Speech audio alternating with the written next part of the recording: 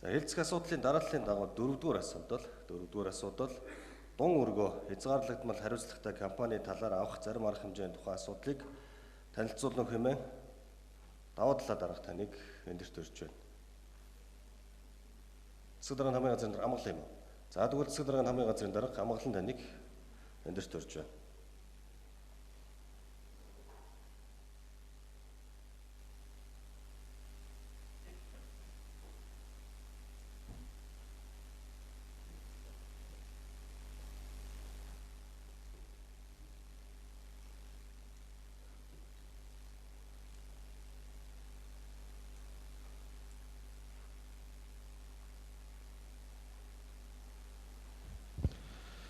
За эрхэм нийслэлийн иргэдийн төлөөлөгчдийн хурлын дарга нийт төлөөлөгчдөө нийслэлийн иргэдийн төлөөлөгчдийн хурлын тэргүүлэгчдээс 2007 онд 188 дугаар тогтоолоор хамтарсан компани байгуулахаар шийдвэрлэж нийслэлийн засаг даргад үүрэг болгосны дагуу өргөө зочдууд нийслэлийн өмчт үйлдвэрийн газрыг татан буулгаж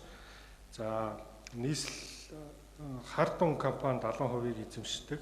За нийслэл 25%-ийг эзэмшдэг дун өргөө ХХК үүсгэн байгуулж үйл ажиллагаа явуулж ирсэн байна.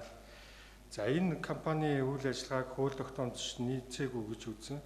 За нийслэлийн эрүүгийн Сүхбаатар дүүргийн эрүүгийн иргэн анх шатны шүүхийн 12 оны тогтоол. За эрүүгийн иргэн давзаалдах шатны шүүхийн 12 оны 749 дугаар магадлал. За дээд шүүхийн 12 оны 775 дугаар тогтоолоор одоо энэ үйл ажиллагааг буруутгаж хамтарсан компани байгуулж дун өргөө хувьцаат компани хувьчлалыг дун өргөө хувьцаат компани үүсгэн байгуулсныг буруутган шийдвэрлсэн.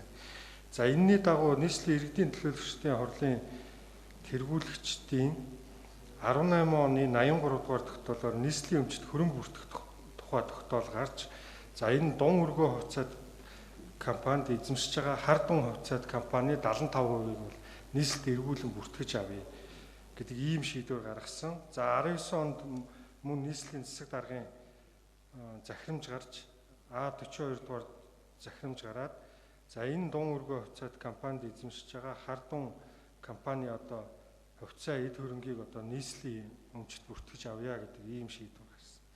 За энэ шийдвэртээ бол мэдээж хэрэг хардун ХХК бол маргаж хамгийн сүүлд бол 23 оны 10 дугаар сарын 61 дугаар тогтоолоор улсын дээд шүүхийн хяналтын шатны шүүх хуралдааны захиргааны иргэн хяналтын шатны шүүх хуралдааны тогтоол гарсан байдаг. За энэ тогтоолоор бол энэ нийслэлийн өмчид энэ дун өргөө хувьцаат компани өмчийг бүртгэж авсан.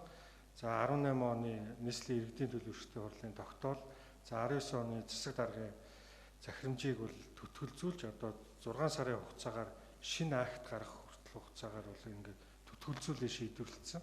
За тэгэхээр энэ дээд шүүхийн болон захиргааны иргэн анхан шатны шүүх, давзаалдах шатны шүүх гэдэг энэ 3 шатны шүүхийн шийдвэрийг хэрэгжүүлж захиргааны шинэ акт гаргах ийм шаардлага үүссэн.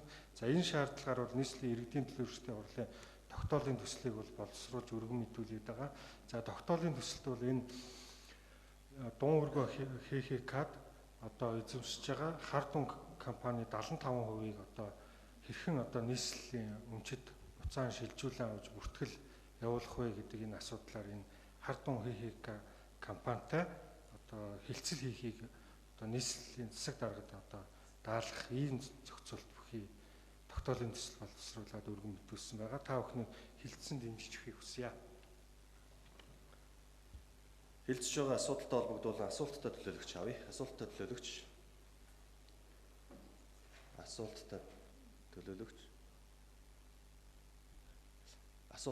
нэг төлөөлөгчөөр таслаа, зундууд орж төлөөлөгч.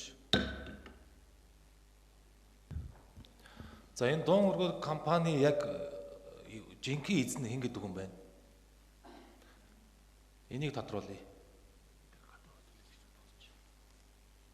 За болцсон асуулт асууд. За амгалан дарга хариулъя. Байна. За дун өргөө ХХК-гийн 25% нь бол нийслэлийн өмчлөлт, 75% нь бол хард дун ХХК-гийн өмчлөлт байж байгаа. Тодруулж асуух зундууд орж төлөөлөгч. Санал дээрээ санал хэлэх юм уу? За. За тэгвэл хэлцэж байгаа асуудалтай холбогдуулан асуулт асууж дууслаа. Саналтай төлөөлөгч авъя. Саналтай төлөөлөгч. Зундууд өршлөлөгчөөр таслаа. Зундууд өршлөлөгч. Нэг. За энэ Дун өргөө гэдэг компани яг эзэн нь бол намрын их хоёр байдаг аа.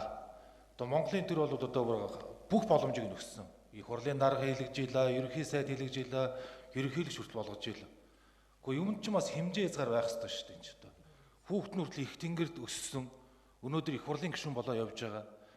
Өнөөдөр бүх Монголын боломжуудыг, бүр нийслэлийн боломжуудыг хүртэл хулгайлчаад идчихэд яг одоо энийг ингээд эрхийн шилжүүлээ гэхэд тэр 75%-ыг нь өөрөө бараг өгөх ёстой байхгүй.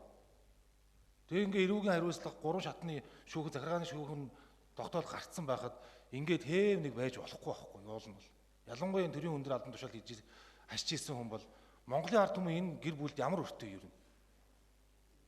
Ер нь дараа дараагийн шатанда ер нь төрийн өндөр албан тушаал хашиж ирсэн хүмүүс энэ нийслэлийн өмчит компанитай ямар нэгэн байдлаар хамаарал бүхий итгэрээр дамжуулаад эзэмшдэг байдлыг ер нь зогсоох ёстой.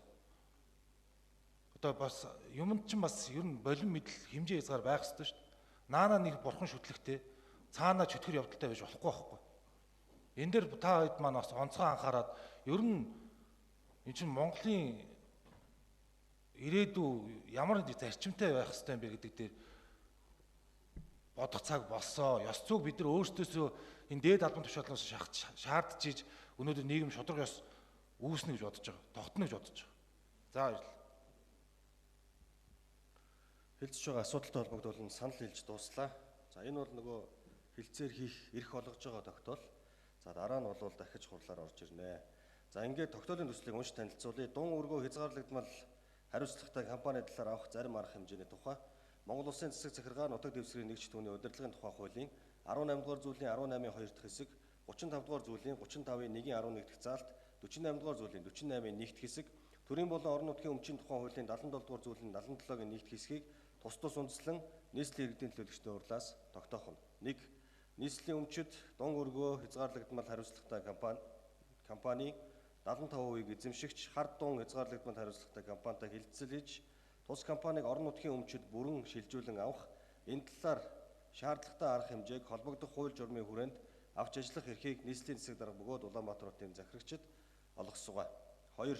Тогтоолын хэрэгжилтэнд хяналт тавьж ажиллахыг хурлын засаглал эрх зүйн хороо Сэмжидмаад даалгасгоо. Тогтоолын төсөлтэй холбогдуулан асуулттай төлөөлөгч авъя. За төлөөлөгч нарыг оруулж ирээрэй. Одоо санал хураалт явна. За хэлцэж байгаа асуудалтай холбогдуулан асуулттай төлөөлөгч алга байна. Тогтоолын төсөлтэй холбогдуулан саналтай төлөөлөгч авъя. Саналтай төлөөлөгч. Саналтай төлөөлөгч алга байна. Тогтоолын төслийг батлая гэсэн саналын томьёолоор санал хураалт.